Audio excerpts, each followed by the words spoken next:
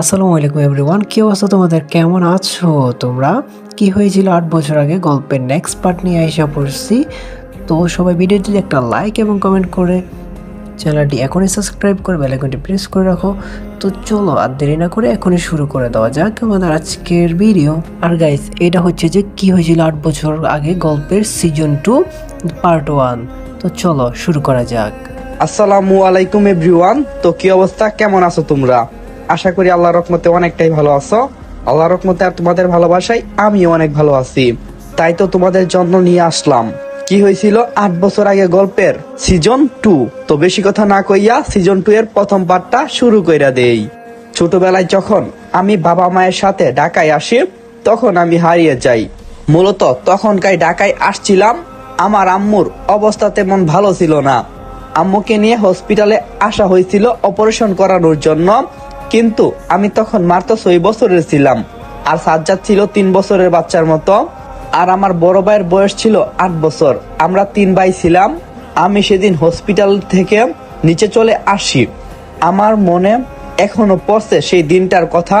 ওইখান থেকে কেউ একজন আমাকে কুলে নিয়ে কোথায় জানি চলে যায়, কিন্তু আমি সেদিন বুঝে উঠতে পারিনি যে আমাকে কিডন্যাপ করা হচ্ছে। আপনারা হয়তো ভাবছেন কিভাবে আমি বুঝলাম যে সাজ্জাদ আমার ভাই। তাহলে চলুন আপনাদেরকে খুলে বলি। আসলে মেয়েটা যখন সাজ্জাদকে এই অবস্থায় রেখে কান্না করছিল, আমি কোলে করে যখন তাকে গাড়িতে উঠাইছিলাম, তখন সাজ্জাদের মানি ব্যাগটা দেখতে পেলাম। এই মানি ব্যাগে থাকা একটা ছবির দিকে আমার চোখ আটকে গেল, কারণ ছবিতে আর কেউ ছিল না। সেখানে আমার এবং আব্বু আম্মুর ছবি। আমরা ছোটবেলায় 3 ভাই একসাথে ফটো তুলছিলাম। এটা দেখে যেন আমার কলিজাটা মুচুর দিয়ে উঠছিল, কিন্তু মেয়েটা থাকার কারণে আমি কোনো কিছুই বলিনি, চুপচাপ তা সহ্য করছিলাম। আর ছোটবেলায় আমি সাজ্জাদকে সাজিদ বলেই ডাকতাম। হয়তো আপনারা এখন বুঝতে পেরেছেন আমি কেন সাজ্জাদকে বাঁচানোর জন্য এত চেষ্টা করছি। আমার জায়গায় আপনি থাকলেও এই কাজটা করতেন। আর গল্পের মাঝে একটা কথা বলি ভাই, ভুল ত্রুটি গল্পের মধ্যে হবে, সেটি আপনি সিরিয়াসলি না নিয়ে বোঝার চেষ্টা করবেন। ভুল ত্রুটি হলে ক্ষমার দৃষ্টিতে দেখবেন। আর গল্পটা এখনো পুরোটা লেখা হয়নি, সেই কারণে আমি আপনাদেরকে পুরো পাঠ দিতে পারছি না। আশা করি খুব তাড়াতাড়ি লেখাটা শেষ করে লামু, আর গল্পটাও একসাথে দেওয়ার চেষ্টা করবো। 2 থেকে 3টা পার্ট প্রতিদিন আপলোড হইব, শুধু কয়েকটা দিন ধৈর্য ধরেন। তো বেশি কথা না কইয়া গল্পটা কন্টিনিউ করি। এদিকে ডাক্তার তখন বলল, সাইমন সাহেব, আপনি চিন্তা করবেন না, আপনার ভাই অতি তাড়াতাড়ি সুস্থ হয়ে যাবে, শুধু আল্লাহ তাআলার উপর একটু ভরসা রাখেন। তখন সাইমন বলল, সাজ্জাদ যে আমার ভাই, এ কথা বলার দরকার নেই। ডাক্তার তখন বলল, ঠিক আছে স্যার, আপনার আমার জীবন কাহিনী কিছুক্ষণ পরেই জানতে পারবেন যে সাইমন কিভাবে আজ এই অবস্থানে এলো, আমি ভালো নাকি খারাপ, আর এই গল্পের মূল নায়কও আমি। এদিকে নীলার বাবা নীলাকে নিয়ে যাওয়ার জন্য হসপিটালে এসে চিল্লাচিল্লি শুরু করে দিছে। নীলাকে খুঁজতে থাকে, আর নীলাকে পেয়ে যায়। নীলার বাবা তখন নীলাকে বাসায় নিয়ে যাওয়ার জন্য বলে। নীলা তখন তার বাবাকে দেখে বলল, বাবা, সাজ্জাদের অবস্থা খুব খারাপ, ও না আমার সাথে কথা বলছে না, কি করে হয়ে গেল এসব, কিছুই তো বুঝতে পারলাম না। নীলার বাবা তখন নীলাকে বলল, আমি ওইসব দেখতে আসিনি, তুই আমার সাথে চল। কথাটা শোনা মাত্রই নীলা যেন আকাশ থেকে পড়ে। নীলা বুঝতে পারলো না যে বাবা এসব কি বলছে। ঠিক তখনই সেখানে সাইমন হাজির হলো। সাইমনকে দেখা মাত্রই নীলার বাবা বলে উঠল, স্যার, আপনি এখানে কি করছেন? সাইমন বলল, আমি এখানে একজন রুগীকে নিয়ে এসেছিলাম, এই জন্যই এখানে আমার আসা হলো।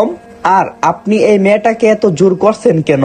বন্ধুরা, 1xBet এর সম্পর্কে বলতে চাই, যেটি বর্তমানে বিশ্বের অন্যতম জনপ্রিয় বিশ্বস্ত অনলাইন বুকমেকার প্ল্যাটফর্ম। আপনারা হয়তো এর নাম আগেও শুনছেন, কিন্তু লাভজনক হতে পারে। এখানে আপনারা পেয়ে যাবেন এন্টারটেনমেন্ট, লাইভ করার সুযোগ এবং টান টান উত্তেজনা এবং দ্রুত আয় করার সুযোগ। কিছু ছোট কৌশল অবলম্বন করলে 500 টাকা ডিপোজিট করে খুব সহজে 50,000 টাকা জিতে নেন। তাহলে আর দেরি কেন, কমেন্ট বক্সে থাকা লিঙ্ক থেকে চলে যান 1xBet এ রেজিস্ট্রেশন করে মাত্র 500 টাকা ডিপোজিট করুন। মনে রাখবেন, 500 টাকার বেশি করবেন না, কমও না বেশিও না। আর অবশ্যই রেজিস্ট্রেশন করার সময় আমাদের প্রোমো কোড MS কার্টুন ব্যবহার করুন। আর এটার উপার্জনিত অর্থ আপনি সহজে তুলে নেন বিকাশ এবং নগদের মাধ্যমে। তো আর দেরি না করে এখনই চলে যাও আর এনজয় করতে থাকো। নীলার বাবা তখন বলল, আরে আপনি যেটা ভাবছেন সেটা নাম, ও আমার মেয়ে। তখন সাইমন বলল, ও আমি বুঝতে পারছি। সো আপনি কেন উনাকে এখান থেকে এখন যেতে বলছেন?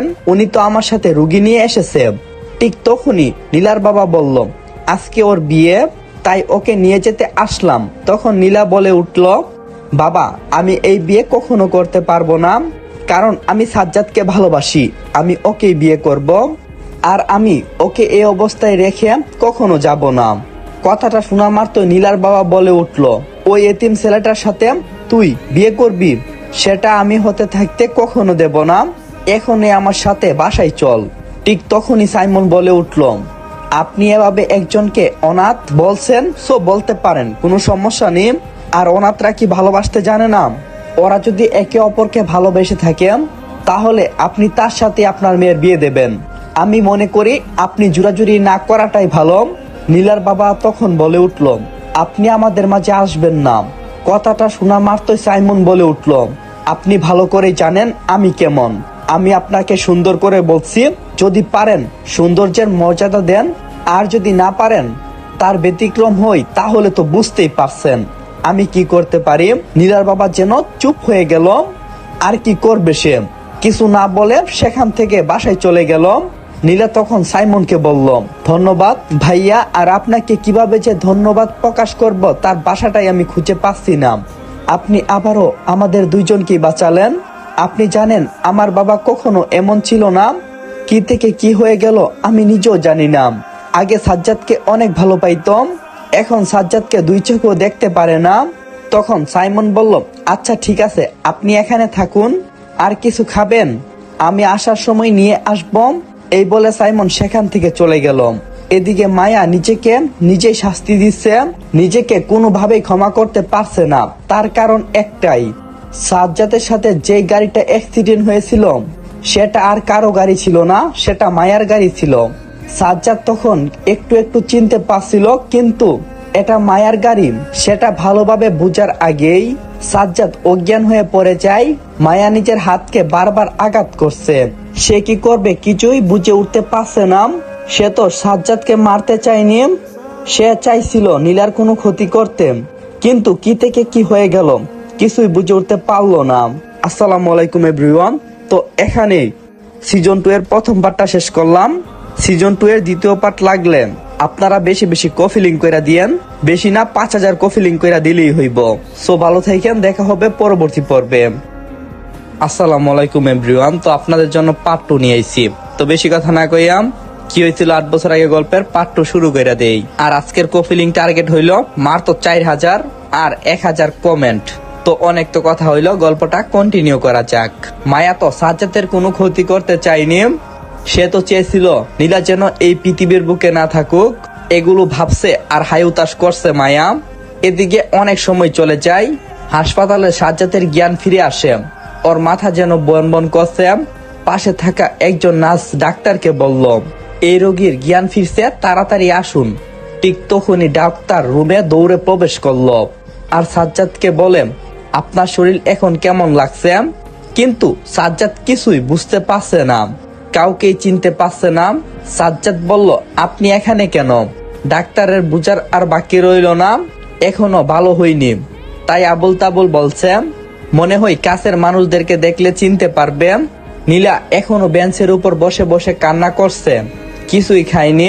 তখন নীলই এসে বলল, নীলা এভাবে কান্না করলে কি চলবে? তুমি শক্ত হও, কারণ সাজ্জাদের জন্য হলেও তোমাকে বাঁচতে হবে। জান্নাত বলল, নীলা এই নও, এই খাবারগুলা খেয়ে নও। কিন্তু নীলা কিছুই খাবে না, তাই জান্নাত নিজ হাতে নীলাকে আস্তে আস্তে করে খাবার খাইয়ে দিল। ঠিক তখন নীলা বলে উঠল, আচ্ছা নীলয় ভাইয়া, সাজ্জাদ কি বাঁচবে? সাজ্জাদের কিছু হবে না তো? ওর কিছু হলে আমি বাঁচবো না, আমি মরে যাব। নীলয় বলল, আরে পাগল, এসব কি বলছো? আল্লাহ যদি চাই কিছুই হবে না। তুমি দোয়া করো যাতে সাজ্জাদ আমাদের মাঝে ফিরে আসে, আর আল্লাহ তাআলার উপর একটু ভরসা রাখো, দেখো কোনো কিছুই হবে না। সত্যি বলতে আমাদের বিপদের সময় আমরা একজনকেই স্মরণ করি, তিনি আর কেউ না, আমার মহান আল্লাহ তাআলা। যে কোনো বিপদে আমরা একজনের উপর ভরসা রাখি, তিনি হলো আল্লাহ তাআলা।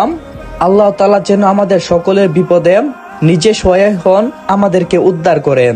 তাই আমাদের সকলের উচিত শুধু আমাদের বিপদে না, আমাদের ভালো সময়েও আল্লাহ তাআলার ইবাদত করা আর তাকে সবসময় স্মরণ করা। নীলই নীলাকে কথাগুলো বলে সেখান থেকে উঠে, আর নীলা তখন জান্নাতের উপর তার মাথাটা রাখে শুধু কান্না করে যাচ্ছে। ঠিক তখনই ডাক্তার বের হয়ে এসে বলল, তো গাইস, কি হয়েছিল 8 বছর আগে গল্পের সিজন 2 পার্ট 1 কেমন লাগছে ওইটা কমেন্ট করে জানাবেন।